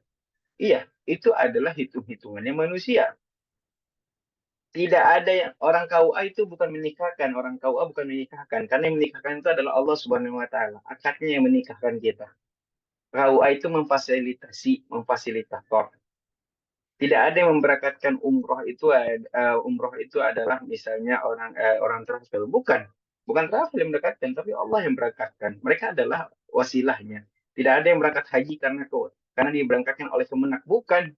Allah yang memberangkatkan. Nah, jadi dengan cara-cara yang tidak terduga ini, tapi ada wasilah-wasilah yang bisa kita temui. Nah, semoga Bapak Ibu sekalian wasallam bersegeralah untuk sadar bahwa kita sudah dipanggil dan keterpanggilan itu harus disebarkan actionnya agar apa Allah lah yang akan merespon kita nanti. Semoga kita yang di sini Allah berikan kemudahan kita untuk bisa berumroh, bisa berhaji ke Baitullah, dan juga semoga perginya kita ini bisa barengan dengan keluarga kita semuanya tanpa membebani kepada kita juga, tanpa menyulitkan kita semua, dan Allah berikan dengan fi ahsanil hal dalam keadaan yang paling terbaik. Dan semoga kita yang masih muda ini, yang sudah mungkin ingin mengumrohkan orang tuanya, itu adalah hadiah yang terbaik. Tidak ada hadiah terbaik dari sang anak adalah ketika dia membawa orang tuanya ke Baitullah, dan juga tidak ada hadiah terindah bagi orang tua selain dari membawa anaknya untuk ke Baitullah. Kenapa saya katakan seperti itu? Ketika sang orang tua membawa anaknya ke Baitullah, dia tahu bahwa tidak ada doa yang terputus, yang nanti ketika meninggal itu ada tiga yang tidak terputus, yaitu pertama ilmu yang bermanfaat, kemudian amal jariah, dan yang paling ketiga ini adalah doanya anak yang soleh. Ketika dia berangkatkan anaknya pergi ke Baitullah, anaknya sudah pasti berdoa untuk dirinya di tempat yang terbaik. Jadi hadiah terindah sang orang tua ketika itu adalah bagi konteks kita menghadiahkan anaknya untuk Baitullah. Dan hadiah anak yang terindah untuk orang tua apa? Menghadiahkan orang tuanya untuk ke Baitullah. Semoga materi ini bisa memberikan manfaat buat kita semuanya, baik saya yang menyampaikan dan juga buat sahabat-sahabat yang dirahmati Allah Subhanahu wa taala. Selebihnya saya serahkan dulu kepada moderator, silakan. Jazakallah kepada Ustadz Rais Al-Hadi Iskandar yang telah menyampaikan materinya. Masya Allah, luar biasa. Tentunya semoga bermanfaat bagi sahabat Ukala yang hadir pada pagi ini. Tentunya semoga meningkatkan motivasi kita semua, ikhtiar kita semua, dan tentunya meningkatkan amalan kita agar Allah bisa segera mengundang kita ke Baitullah, ke Rasulullah, dapat berziarah ke Rasulullah, tentunya dalam waktu yang terbaik yang diberikan oleh Allah Subhanahu wa taala kepada kita semua. Amin ya Allah ya rabbal alamin. Terus yang hadir pada kesempatan hari ini jangan lupa tentunya ikuti sampai akhir acara. Insya Allah di akhir acara kami ada kuis bagi sahabat yang beruntung, dan tentunya acara ini disponsori oleh Wisma Wisata. Sebelum saya tanya jawab, izin saya share terlebih dahulu ada paket promo khusus bagi sahabat Bukala yang ingin mendapatkan fee komisi ya. Nah, insya Allah tentunya benefitnya luar biasa bagi sahabat semuanya. Izin saya share ada paket promo dari Wisma Wisata.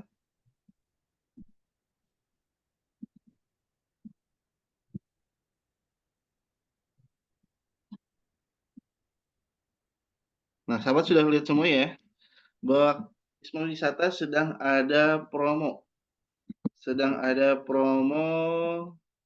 Di bulan Januari. Di bulan Januari, tepatnya tanggal 5 Januari 2025, dengan harga Rp35.500.000.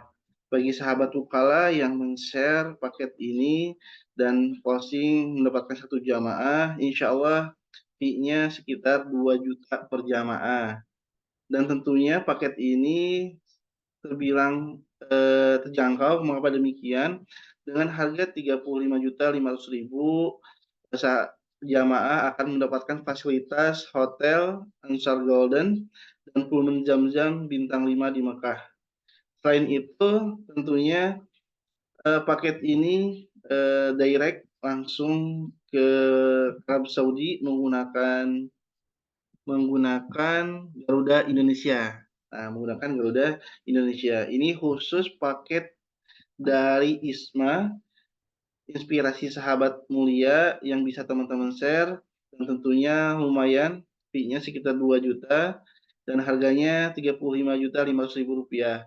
Ini terbilang murah karena mengapa hotelnya bintang 5 khususnya di Mekah menggunakan Pullman Zamzam, hotel yang sangat mewah, dan tentunya berangkatnya menggunakan Garuda Indonesia langsung direct ke Arab Saudi tanpa harus transit ke negara lain. Jadi insya Allah tentunya ini sangat bisa di-share ke jamaah lainnya karena lumayan benefitnya yang bisa didapatkan. Mungkin itu nanti insya Allah akan kami share linknya juga di grup agar teman-teman bisa mempromosikan ke calon jamaah yang lain. Oke, langsung saja mungkin Ustadz kita beri 3 pertanyaan ya Ustadz ya. Sudah ada pertanyaan dari grup chat juga ini Kak moderator, Kang Bita. Ya betul. Ini tadi ada yang sudah nanya. Kita kasih batasan mungkin ya Ustadz karena memang waktu yang terbatas. Kita kasih batasan hanya untuk 3 penanya. Tadi di awal ada yang bertanya atas nama Azazkiyah Rinaya dari Sumedang. Wah, Masya Allah, jauh juga ya. Apakah ada hukumnya menunda-nunda ibadah umroh padahal mampu Ustadz? Tafadhol. Tolong jawab Ustadz. Bismillahirrahmanirrahim. Eh, saya awali lagi dengan kaedah yang awal tadi pada kajian kita tadi adalah setiap niat yang baik maka dia harus segera dilakukan. Jikalau niat itu ditunda, bisa akan menjadi celah untuk setan masuk ke dalamnya. Nah, ketika setan masuk ke dalamnya, ada sesuatu hal yang perlu kita ketahui. Setan itu membawa kita kepada perilaku yang bisa dikatakan dosa, bisa membawa kita kepada sesuatu hal yang sia-sia, dan akhirnya membawa kita kepada kemurkaan dari Allah Subhanahu wa Ta'ala. Nah, jadi kenapa kok sampai ada istilah merapatkan saf agar tidak ada celah untuk setan? Tapi maknanya adalah jangan sampai kerapatan dalam niat kita, dalam kehadiran diri untuk beramal kita, itu jadi masuk setan untuk membisikkan hal-hal yang tidak diinginkan.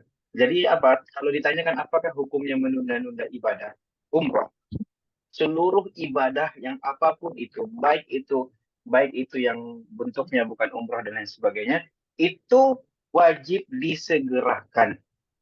Ustaz, umroh kan tidak sama dengan sholat. Sholat kan bisa saja disegerakan. Bukan. Nah, bagaimana cara menyegerakan ibadah? Diawali dengan niat dulu. Segala ibadah diawali dengan niat. Ada uniknya kita ketika umroh. Ada uniknya begini. Ketika kita sholat, kita awali diri kita dengan niat. Tetapi kalau bapak-bapak, ibu-ibu meniatkannya itu dari rumah sambil berjalan menuju ke masjid, maka hitungan walaupun kita belum sholat di masjid, niat kita sudah dihitung dari awal kita berjalan. Makanya ketika kita mau umrah pun, kita itu belum sampai ke Mekah atau Madinah, orang di pas-pas itu sudah labbaik Allahumma labbaik. Masih di pesawat padahal. Kan seharusnya labbaik Allahumma labbaik di pesawat, bukan di Indonesia. Sampainya di mana? Seharusnya sampai di Mekah. Nah, jadi bagaimana? Salah satu kata ulama mengatakan bahwa agar terjadi bentuk ketunda-tundaan dan akhirnya mendapatkan kesia-siaan, keburukan, maka awali dari niatnya dari sekarang. Aku berniat untuk umroh. Aku berniat untuk umroh dan ucapkan labbaik Allahumma labbaik. Dan baru aksi yang tadi, action untuk bisa segera berangkat walaupun dengan keterbatasan kita. Agar apa? Tidak menjadi nilai tunda-menunda karena sudah diniatkan dalam hati kita. Enaknya dalam Islam seperti itu. Ada hal yang ibaratnya belum digapai tapi niatnya sudah bisa tercapai. Ada amalan yang belum dilaksanakan tetapi sudah dihitung amalannya. Bahkan ada ayat lantana lubir rohat tatunfiku pun dalam Al-Baqarah itu kan sebenarnya menceritakan tentang haji yang mabrur sebenarnya.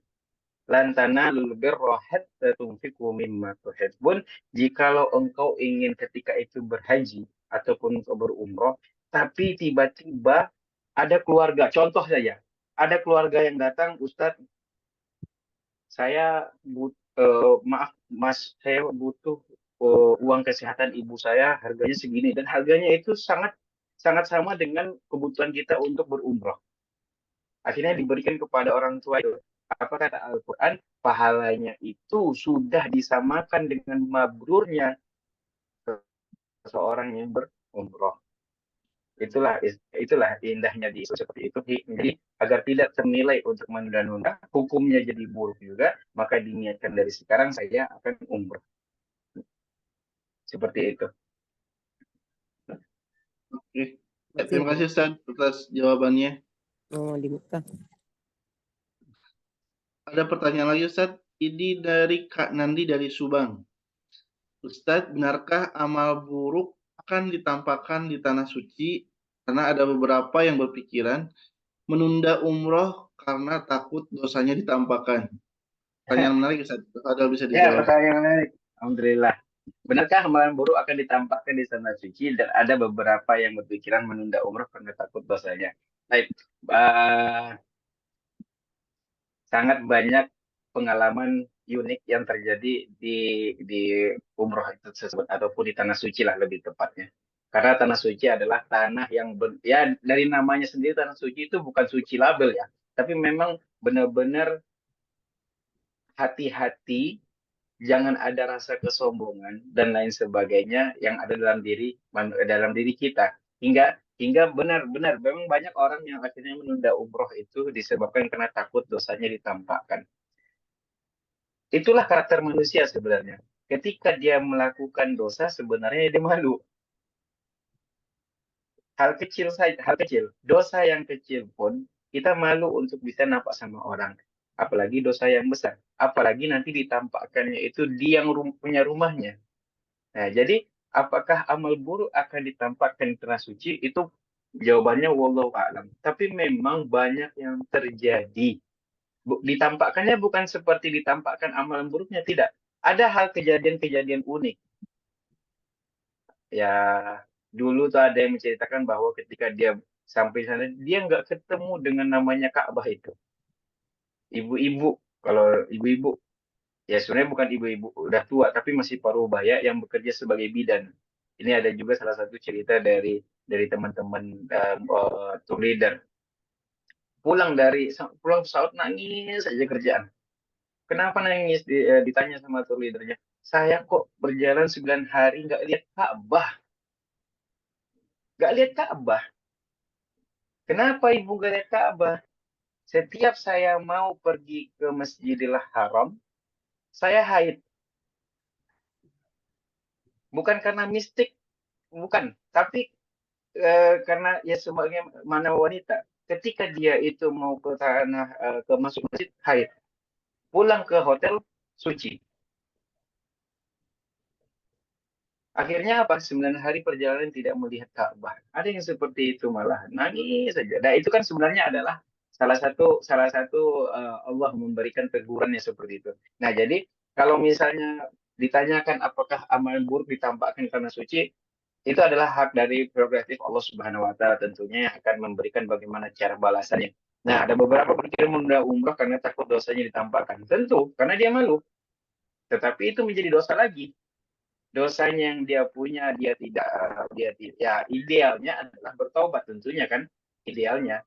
Tetapi mungkinkah kesulitan untuk bertobatnya itulah yang mungkin membuat belum pantas untuk datang ke undangan Allah. Bagaimana seseorang bisa datang ke undangan kalau dia undangan pernikahan tapi bajunya main bola? Bagaimana seseorang bisa pergi ke kampus belajar dengan para profesor, sedangkan diri sendiri datang dengan kaos misalnya seperti itu di Indonesia kan itu pakainya baju kemeja dan sebagainya. Nah, dia karena tidak kesiapan dirinya lah yang membuat dirinya tidak pantas, lebih tepatnya seperti itu. Begitu. Wallahu a'lam. Silakan. Oke, kan Ustaz atas jawabannya mungkin kalau ditampakkan sebagai bentuk teguran dari Allah gitu ya Ustaz ya. Dan teguran dari Allah adalah bentuk kasih sayang juga dari Allah untuk kita semua agar kita senantiasa selalu ingat padanya ya gitu saja. Ya, ya, masih bagus masih bagus kita setelah itu adalah terakhir. Jadi memang idealnya ya bertaubat terlebih dahulu, Iya. yang semoga itu menjadi eh, diri kita. Ya itu disebabkan tentunya karena keterpanggilan kita dulu, keterpanggilan kita, dan jadi ya, akhirnya Allah sebut respon itu dengan responnya Allah Subhanahu Wa Taala. Oke, baik. Yang terakhir, silakan jika ada sahabat Tukala yang ingin bertanya, bisa langsung dibuka mikrofonnya atau tulis di chat grup, di chat Zoom, ditulis pertanyaannya di chat Zoom. Silakan bagi sahabat kalian yang ingin bertanya atau tanya-tanya ke pengalaman Ustadz selama menjadi tour leader di Isma Wisata.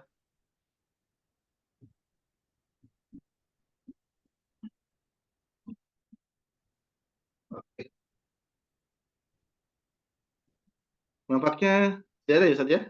Alhamdulillah, berarti penjelasan kita hari ini bisa bisa tersampaikan kepada Bapak Ibu sekalian oleh Allah Subhanahu Wa Taala. Mungkin sedikit konklusi dari kita ya.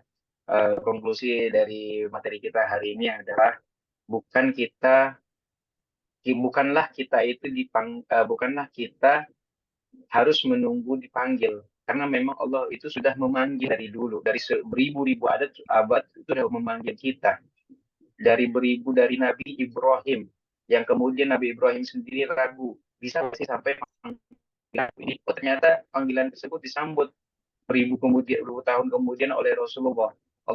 Rasulullah menyambut lagi, menyeru lagi, dan hingga sampai kepada kita sekarang. Jadi bukan Allah tidak Allah tidak memanggil orang-orang yang mampu, itu juga bukan hal yang tepat. Karena Allah sendiri memanggil seluruh orang-orang, dan Allah lah yang akan memberikan jalan kepada orang-orang yang berusaha mampu. Dialah yang berusaha mampu, itulah yang Allah lihat. Bukan berarti dia harus sampai punya 25 juta untuk umroh. Tidak. Awali saja dulu kebaikan tersebut, maka entah bikin paspor lah, atau kehadiah nanti bersegera untuk suka tanya-tanya tentang umroh, dia nyari-nyari travel, semuanya. Itulah yang akan Allah tunggu sebenarnya untuk di awal. Nah, yang kedua adalah segeralah dalam melaksanakan kebaikan jikalau ada telah terniat di dalam hati, jangan sampai ditunda-tunda. Dan yang ketiga adalah raihlah responnya Allah itu dengan juga mengetuk dengan doa-doa dan amalan-amalan kita. Salah satunya amalan yang paling terbaik adalah berbanyak sholawat kepada Rasulullah SAW. Kadang orang mungkin banyak berdoa tapi lupa sholawat. Padahal kalau kekasihnya senang, gimana Allah? Allah itu udah pasti senang. Nah, jadi perbanyaklah sholawat kepada Rasulullah SAW. Begitu, Kang Fitra. Oke. Terima kasih Ustadz atas conclusion-nya. Semoga bermanfaat bagi sahabat yang hadir pada kesempatan pagi ini. Oke. Sebelum kita akhiri, insya Allah ada kuis ya bagi sahabat yang beruntung dan bisa menjawab dengan benar dan cepat. Sebelum kita kuis, bahwa kuis ini dipersembahkan disponsori oleh Isma Wisata, inspirasi sahabat mulia yang tadi sudah saya info bahwa Isma Wisata ini sedang ada promo bagi sahabat Ukala yang bisa men-share dan mendapatkan satu jamaah akan mendapatkan fee komisi sebesar 2 juta. Detail paketnya insya Allah nanti akan saya share di grup juga. Dan sekarang kita langsung pada sesi kuis. Teknik pelaksanaan kuis saya share di chat ya. Saya bacakan terlebih dahulu bahwa kuis akan dibacakan satu persatu oleh moderator. Yang kedua, setelah satu kuis di-share, Ukala menjawab via chat Zoom ya. Jadi nanti jangan ada yang bersuara, saya jawabnya langsung chat di Zoom. Terus pemenang adalah Ukala yang paling cepat menjawab dengan benar. Nah, setiap Ukala berhak menjawab lebih dari satu pertanyaan. Jadi setiap Ukala boleh bisa berhak menjawab lebih dari satu pertanyaan. Nah, setiap pertanyaan Ukala hanya berhak menjawab satu kali. Jika jawaban salah, maka dialihkan ke jawaban Ukala yang lain. Nah, jika menjawab dua kali, maka diambil jawaban yang pertama. Nah, setiap pertanyaan tentunya berhadiah sekitar 50.000, total hadiah 5 pertanyaan kali 50.000 yaitu 250.000. Oke, saya mulai pertanyaan yang pertama. Pertanyaan pertama, mohon bersiap ya di keyboardnya.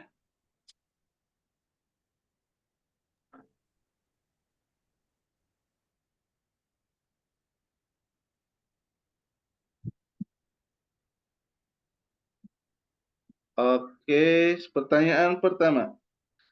Apa kepanjangan dari ISMA? Bisa langsung ditulis di chat. Apa kepanjangan dari ISMA? Bi, Isma naon? Silakan. Bisa langsung ditulis di chat Zoom. Jadi saya sudah katakan berulang kali ya. Semua ada yang ingat. Isma teh naon, Bi? Si Abi kemana sih? Isma naon?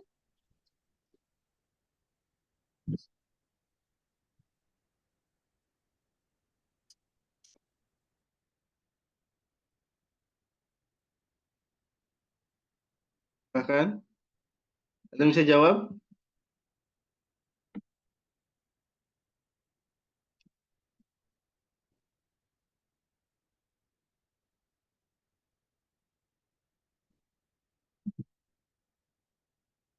Ada yang bisa jawab? ISMA.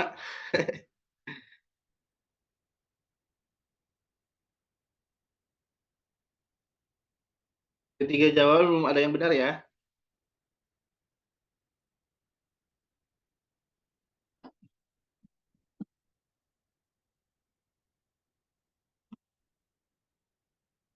Oke.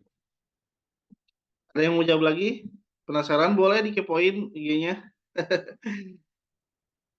Tapi jangan lupa follow juga. Silakan, ada yang bisa jawab, sahabat sekalian?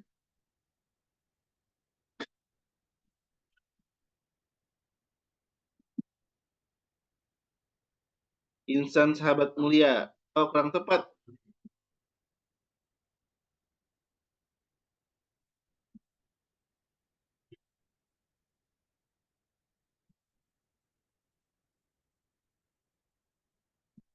Oke. Insan sahabat mulia hampir benar sebenarnya. Oke. Oke, pertanyaan pertama sudah ada yang menjawab dengan benar dan cepat. Jawabannya adalah inspirasi sahabat mulia. Ya, Isma Wisata. Ya. Tadi dijawab dengan benar dan cepat oleh... Coba saya lihat. Mbak Mutia ya. Mbak Mutia Azmi Khazali. Oke. Ya, barakallah kepada Mbak Mutia yang telah berhasil menjawab. Langsung pertanyaan yang kedua. Mohon bersiap-siap. Pertanyaan yang kedua adalah, ini boleh dijawab dengan sederhana ya. Apa arti dari istitoah? Silakan langsung jawab. Apa arti dari istitoah yang tadi sudah disampaikan oleh Ustadz Dais?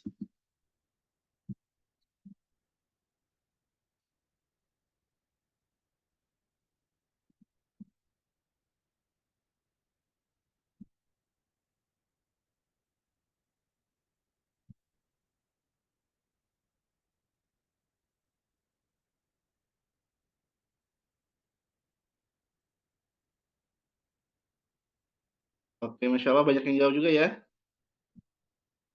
Berarti tadi benar memperhatikan dengan baik apa yang disampaikan oleh Ustaz Rais.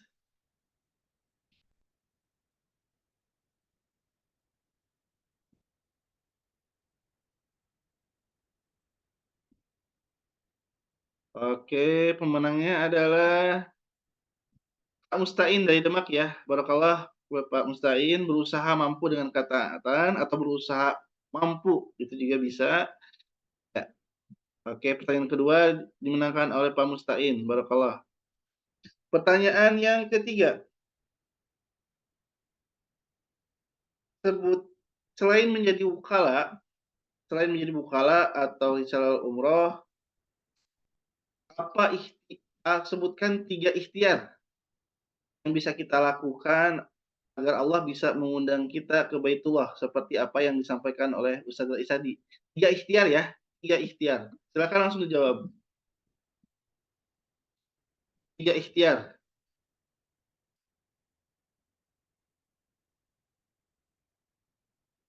3 ikhtiar. Silakan bisa langsung dijawab.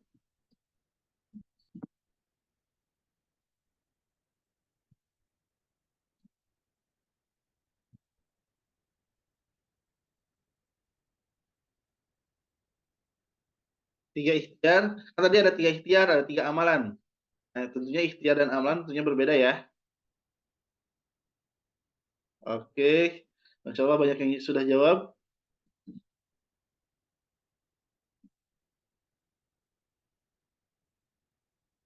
Saya cek terlebih dahulu.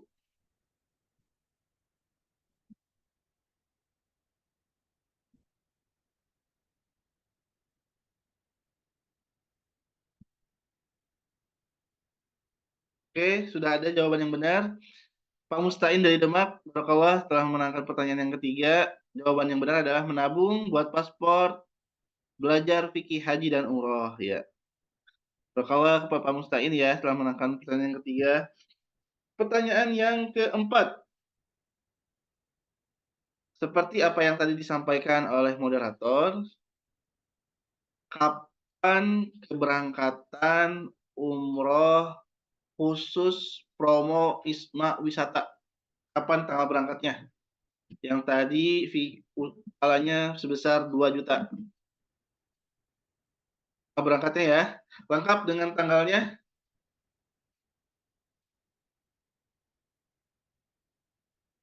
Oke, oke. Alhamdulillah sudah. Apakah saya lihat lagi ya? Yang lengkap kita lihat dengan tanggal tahun ya.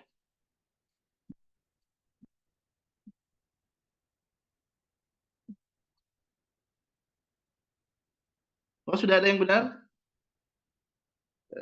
Wah, Masya Allah. Banyak juga yang memperhatikan ya. Barakallah ya, pertanyaan keempat sudah dijawab dengan benar dan cepat oleh Pak Azhari Hasan.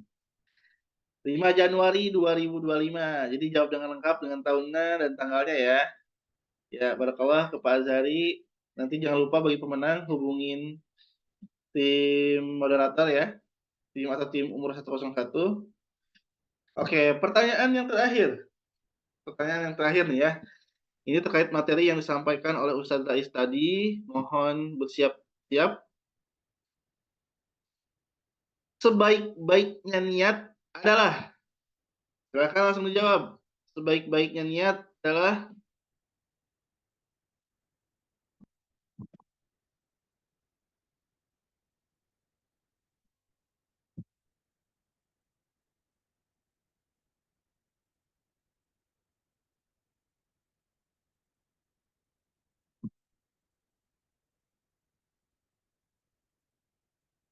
oke, oke,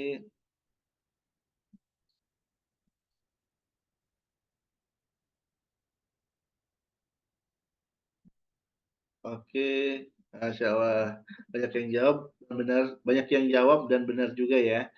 Jadi teman-teman semuanya mentengin terus apa yang disampaikan oleh Ustadz Rais tadi.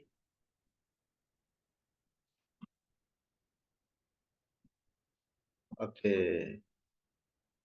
Pemenangnya adalah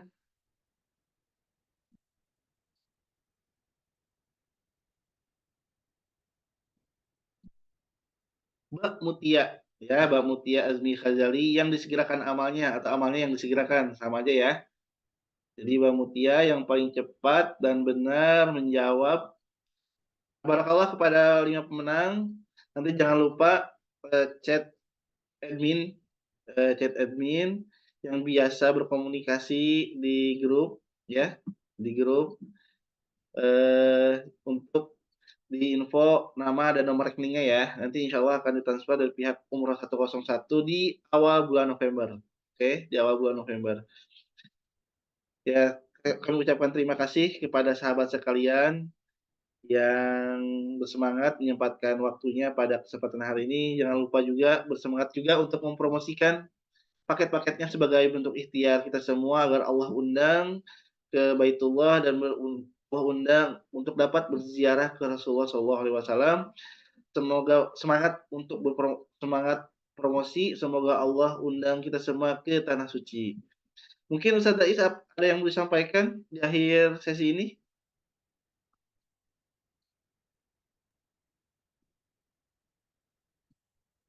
Bismillahirrahmanirrahim. Terima kasih.